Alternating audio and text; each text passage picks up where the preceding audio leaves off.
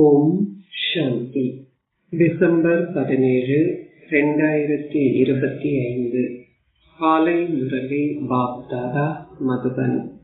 இனிமையான குழந்தைகளே, நீங்கள் உங்களின் எண்ணங்கள், வார்த்தைகள், செயல்களில் மிகவும் சந்தோஷமாக இருக்க வேண்டும்.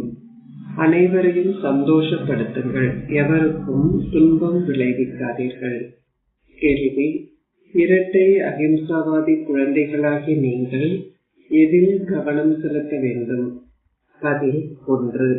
எவரையும் துன்பப்பட வைக்கும் வார்த்தைகளை நீங்கள் கூறாமல் இருப்பதில் கவனம் செலுத்துங்கள். ஏனெனில் வார்த்தைகளால் ஒருவருக்கு துன்பம் விளைவிப்பதும் ஒரு வன்முறையே ஆகும். 2. நாங்கள் தேவர்கள் ஆகப் போகின்றோம். எனவே எங்களின் நடத்தை மிகவும் ராஜரீகமாக இருக்க வேண்டும். எங்களின் உணவும் பானமும் மிகவும் உயர்தரமாகவோ அல்லது மிகவும் எளிமையாகவோ இருக்கக்கூடாது. பாடல்: இது பலவீனமானவர்களுக்கும் பலசாலிகளுக்கும் இடையிலான ஒரு யுத்தம். ஓம் சாந்தி. தந்தை ஒவ்வொரு நாளும் இனிமையிலும் இனிமையான நீண்ட காலம் தொலைந்திருந்து இப்பொழுது கண்டுபிடிக்கப்பட்டிருக்கும் குழந்தைகளுக்கு முதலாவதாக விளங்கப்படுத்துகின்றார். உங்களை ஆத்மாக்களாக கருதியவாறு இங்கே அமர்ந்திருந்து தந்தையை நினைவு செய்யுங்கள். தயவு செய்து கவனிக்கவும் என்று கூறப்படுகிறது. எனவே தந்தை கூறுகின்றார், முதலில் தந்தை மீது கவனத்தை செலுத்துங்கள். தந்தை மிக இனிமையானவர். அவர் அன்பு கடல் என்றும் ஞான கடல் என்றும் அழைக்கப்படுகின்றார். எனவே நீங்களும் அன்பானவர்கள் ஆக வேண்டும். உங்களின் ஒவ்வொரு எண்ணத்திலும், வார்த்தையிலும், செயலிலும் நீங்கள் சந்தோஷத்தை அனுபவம் செய்ய வேண்டும்.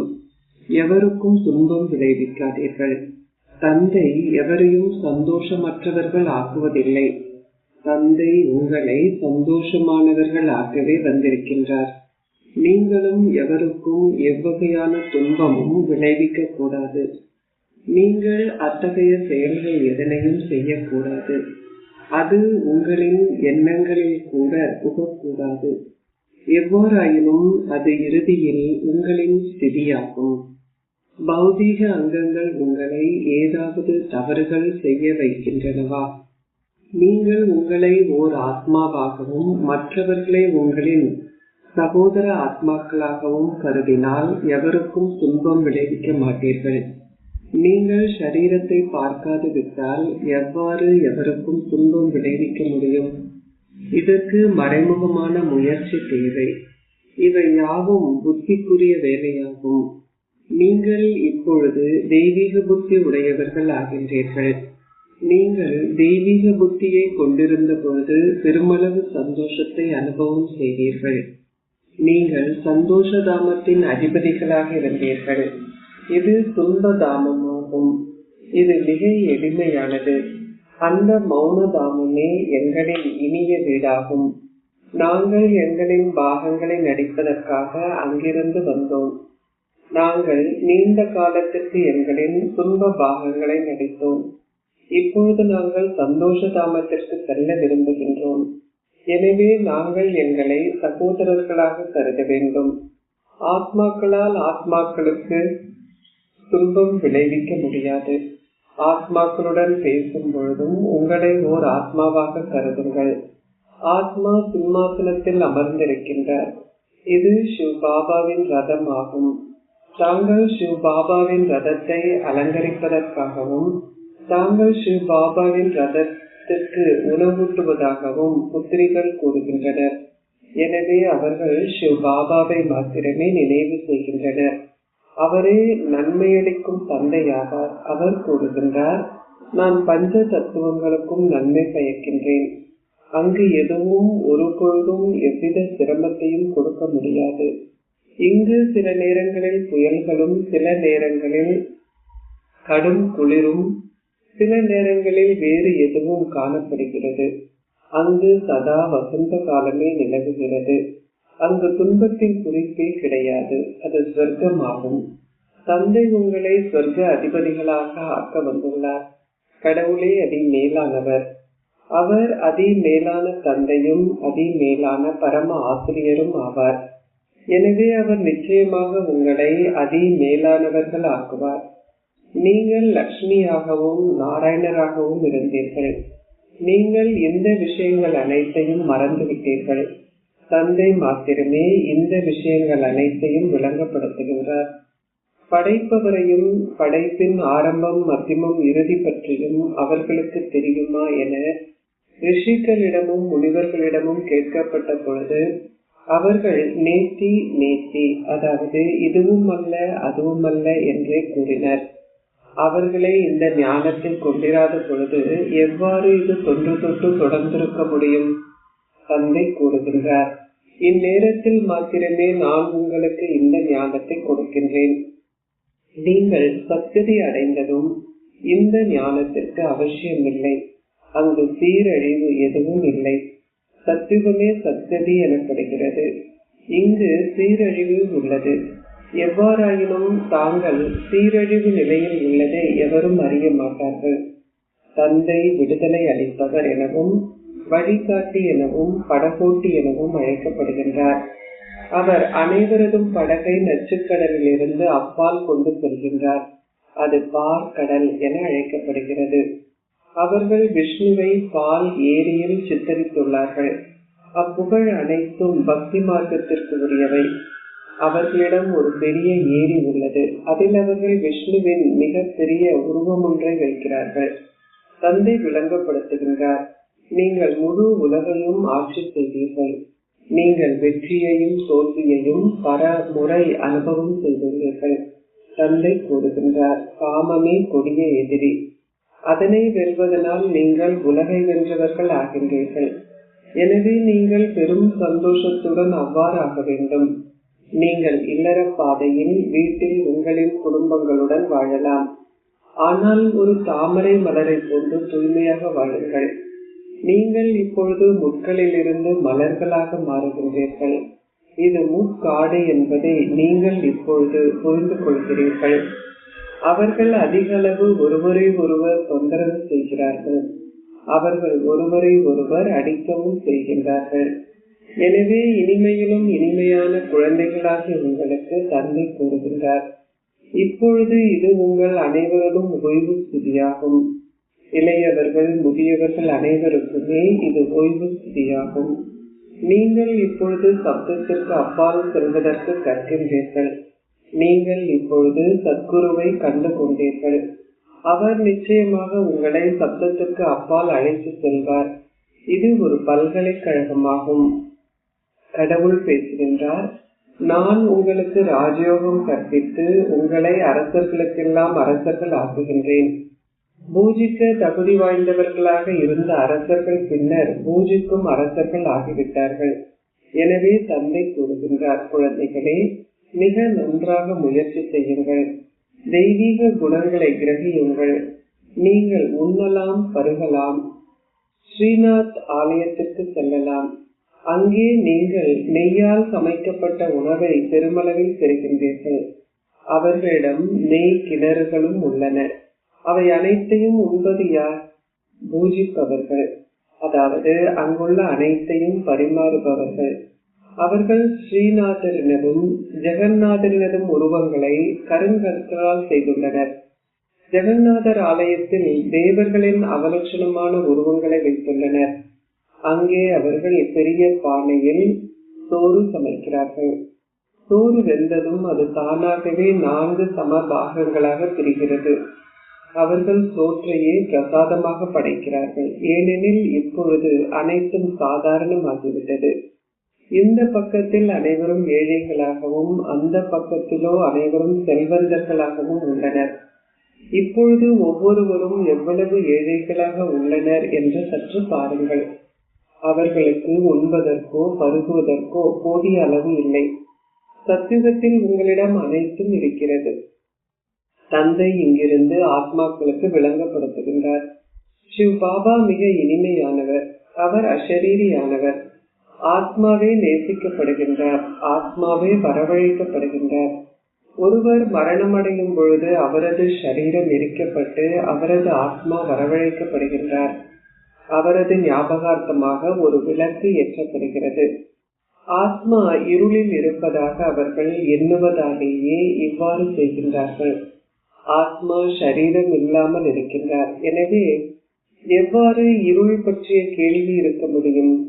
இந்த விஷயங்கள் அங்கே இருப்பதில்லை. அவை அனைத்தும் பக்தி மார்க்கத்திற்குரியவை. தந்தை மிக நன்றாக விளங்கப்படுத்துகின்றார். இந்த ஞானம் மிக இனிமையானது. நீங்கள் கண்களை திறந்தவாறே கேட்க வேண்டும். அப்பொழுது குறைந்தபட்சம் நீங்கள் தந்தையையாவது பார்ப்பீர்கள். சிவ பாபா எங்கே பிரசன்னமாகி உள்ளார் என்பது உங்களுக்கு தெரியும். எனவே நீங்கள் உங்கள் கண்களை திறந்தவாறே அமர வேண்டும். நீங்கள் எல்லையற்ற தந்தையை பார்க்க வேண்டும், இல்லையா? முன்னர் புத்திரிகள் தந்தையை பார்க்கும்போது டிரான்ஸில் செல்வார்கள். அவர்கள் அனைவருடனும் ஒன்றாக அமர்ந்திருக்கும் பொழுதே டிரான்ஸில் செல்வார்கள். அவர்கள் கண்கள் மூடிய நிலையிலேயே சுற்றி செல்வார்கள். அது ஓர் அற்புதமே. தந்தை தொடர்ந்தும் விளங்கப்படுத்துகின்றார். நீங்கள் ஒருவரை ஒருவர் பார்க்கும் பொழுது உங்களின் சகோதர ஆத்மாவுடன் பேசுவதாகவோ அல்லது உங்களின் சகோதர ஆத்மாவுக்கு விளங்கப்படுத்துவதாகவோ கருதுங்கள். எல்லையற்ற தந்தை கூறும் ஆலோசனையை நீங்கள் ஏற்றுக்கொள்ள மாட்டீர்களா? நீங்கள் இந்த இறுதி பிறவியில் தூய்மையாகினால் தூய உலகின் அதிபதிகள் ஆகுவீர்கள். பாபா பலருக்கும் விளங்கப்படுத்துகின்றார். சிலர் உடனடியாக கூறுகின்றனர், பாபா, நான் நிச்சயமாக தூய்மையாகுவேன். தூய்மையாக இருப்பது நல்லது. ஒரு குமாரி தூய்மையாக இருக்கும் பொழுது அனைவரும் அவளை விழுந்து வணங்குகிறார்கள். அவள் திருமணம் செய்ததும் பூஜிப்பவள் ஆகின்றாள். பின்னர் அவள் அனைவரையும் விழுந்து வணங்க வேண்டி உள்ளது. எனவே தூய்மையே சிறந்தது, இல்லையா? தூய்மை இருக்கும் இடத்தில் அமைதியும் செழிப்பும் இருக்கின்றன. அனைத்தும் தூய்மையிலேயே தங்கி உள்ளது. நீங்கள் அழைக்கின்றீர்கள், ஓ தூய்மையாக்குபவரே வாருங்கள். ராவணன் தூய உலகில் இருப்பதில்லை. அது அனைவருக்கும் பாலும் சீனியும் போன்று வாழ்கின்ற ராமராஜ்யமாகும்.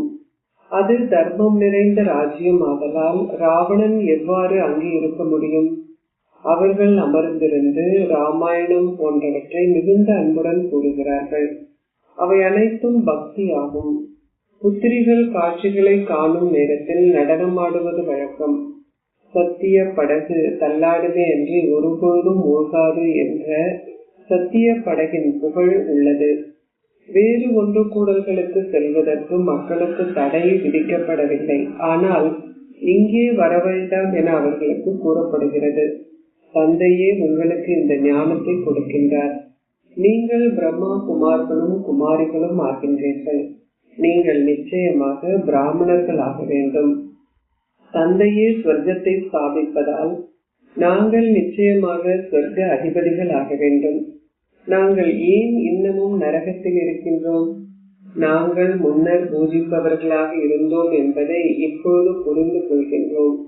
நாங்கள் இப்பொழுது 21 பிறவிகளுக்கு பூஜிக்க தகுதி வாய்ந்தவர்கள் ஆகின்றோம். நாங்கள் 63 பிறவிகளாக பூஜிப்பவர்களாக இருந்து வந்தோம்.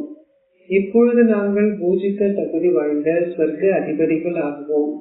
இந்த ஞானம் சாதாரண மனிதரிலிருந்து நாராயணனாக மாறுவதற்கே ஆகும். கடவுள் பேசுகின்றார், நான் உங்களை அரசர்களுக்கெல்லாம் அரசர் ஆக்குகின்றேன். தூய்மையற்ற அரசர்கள் தூய அரசர்களுக்கு தலை வணங்குகின்றனர். ஒவ்வொரு சக்கரவர்த்தியினதும் மாளிகையிலும் நிச்சயமாக ஓர் ஆலயம் இருக்கிறது. பொதுவாக அது ராதே கிருஷ்ணருக்குரியது அல்லது லட்சுமி நாராயணருக்குரியது அல்லது ராமர் சீதைக்குரிய ஆலயமாகவோ இருக்கும். இந்நாட்களில் அவர்கள் கணேஷ், ஹனுமான் போன்றவர்களுக்கு கூட ஆலயங்களை கட்டுகிறார்கள். பக்தி மார்க்கத்தில் அதிக அளவு குருட்டு நம்பிக்கை உள்ளது. நீங்கள் உண்மையிலேயே ராஜ்யத்தை ஆட்சி செய்தீர்கள் என்பதும் பின்னர் பாவ பாதையில் விழுந்தீர்கள் என்பதும் இப்பொழுது உங்களுக்கு புரிகின்றது. இது உங்கள் இறுதி பிறவி என தந்தை இப்பொழுது உங்களுக்கு விளங்கப்படுத்துகின்றார். இனிமையிலும் இனிமையான குழந்தைகளே, ஆரம்பத்தில் நீங்கள் சொர்க்கத்தில் இருந்தீர்கள். பின்னர் நீங்கள் படிப்படியாக கீழிறங்கி இப்பொழுது தரையில் விழுந்து விட்டீர்கள். நீங்கள் அப்பொழுது கூறுகின்றீர்கள், நாங்கள் மேன்மையானவர்களாக இருந்தோம். தந்தை மீண்டும் ஒரு முறை எங்களை மேன்மையானவர்கள் ஆக்குகின்றார். நாங்கள் தொடர்ந்தும் 5000 வருடங்களுக்கு ஒரு முறை கற்கின்றோம். இதுவே உலக வரலாறும் புவியலும் மீண்டும் மீண்டும் நடைபெறுதல் என்று அழைக்கப்படுகிறது.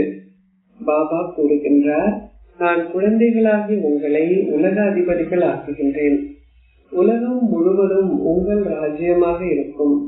பாபா, எங்களிடமிருந்து எவராலும் அபகரிக்க முடியாத ஒரு ராஜ்யத்தை நீங்கள் எங்களுக்கு கொடுக்கின்றீர்கள் என பாடல் கூறுகிறது. இப்பொழுது அதிக அளவு பிரிவினைகள் உள்ளன. அவர்கள் நீருக்காகவும் நிலத்திற்காகவும் சண்டையிடுகிறார்கள்.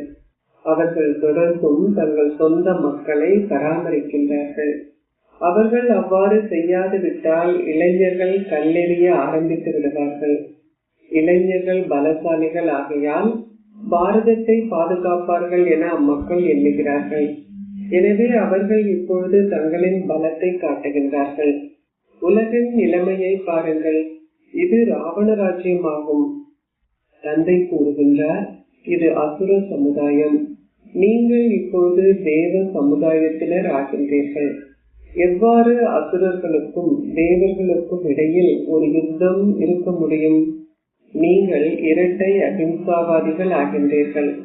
தேவர்கள் இரட்டை அகிம்சாவாதிகள் என்று அழைக்கப்படுகிறார்கள்.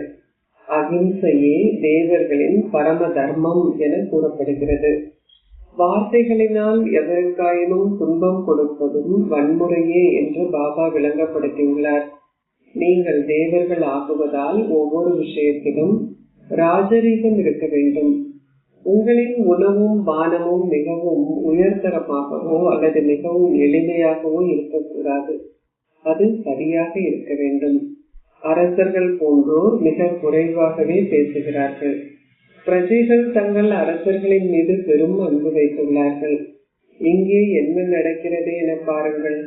அதிக அளவு குழப்பங்களும் புரட்சியும் உள்ளன. தந்தை கூறுகின்றார், நிலைமை இவ்வாறு இருக்கும் போதே நான் உலகில் அமைதியை நிலவச் செய்கின்றேன். அனைவரும் ஒற்றுமையாக இருப்பதையே அரசாங்கம் விரும்புகிறது. அனைவரும் சகோதரர்கள். இது ஒரு நாடகம். தந்தை குழந்தைகளாகி உங்களுக்கு கூறுகின்றார், நீங்கள் எதை பற்றியும் கவலைப்பட அவசியமில்லை. இங்கே தானியத்திற்கு பெரும் தட்டுப்பாடு நிலவுகிறது. அங்கே நீங்கள் செலவு ஏதும் இல்லாமல் உங்களுக்கு வேண்டிய அளவை பெற்றுக்கொள்ளும் வகையில் தானியம் அதிக அளவில் இருக்கும். நீங்கள் இப்பொழுது அந்த தேவ ராஜ்யத்தை ஸ்தாபிக்கின்றீர்கள். ஒரு பொழுதுமே நோய்வாய் ஏற்படாத அத்தகைய விதத்தில் நாங்கள் இப்பொழுது எங்கள் ஆரோக்கியத்தை ஆக்குகின்றோம். இது ஓர் உத்தரவாதமாகும். நாங்கள் எங்களின் குணாதிசயங்களையும் தேவர்களுடையதை போன்று ஆக்குகின்றோம். நீங்கள் அமைச்சர்களுக்கு அவர்கள் எந்த துறைகளில் அமைச்சர்களாக உள்ளார்களோ அதற்கு ஏற்ப விளங்கப்படுத்த முடியும். நீங்கள் மிகுந்த சாமர்த்தியத்துடன் விளங்கப்படுத்த வேண்டும். அவர்கள் மிக நல்ல அபிப்பிராயங்களை எழுதுகிறார்கள். எவ்வாறாயினும் நீங்கள் அவர்களிடம் அவர்களும் இதை புரிந்து கொள்ள வேண்டும் என கூறும் பொழுது தங்களுக்கு நேரமில்லை என கூறுகிறார்கள். அவர்களிடம் கூறுங்கள், முக்கிய பிரமுகர்கள் ஓசை எழுப்பும் போது ஏழை மக்களும் நன்மை பெறுவார்கள். தந்தை விளங்கப்படுத்துகின்றார், மரணம் இப்போது ஒவ்வொருவரின் தலை மீதும் உள்ளது. இன்று நாளை ஆஜ் கல் என கூறிக்கொண்டிருக்கும் பொழுதே மரணம் கால் உங்களை தின்றுவிடும். நீங்கள் கும்பகர்ணனை போல் ஆகிவிட்டீர்கள்.